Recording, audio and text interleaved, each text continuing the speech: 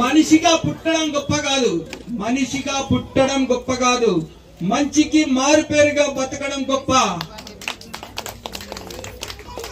మందిని ముంచి బతకడం గొప్ప కాదు, మందిని ముంచి బతకడం గొప్ప కాదు. యేసు ప్రభుని గురించి సువార్త ప్రకటించడం గొప్ప. నీకు నువ్వే గొప్ప అనుకోకు, నీ గురించి నలుగురు గొప్పగా చెప్పుకుంటే గొప్ప.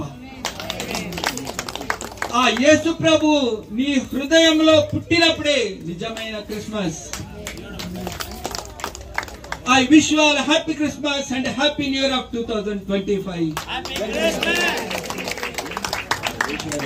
మరి ఎంతగానో మనల్ని ప్రేమిస్తారు.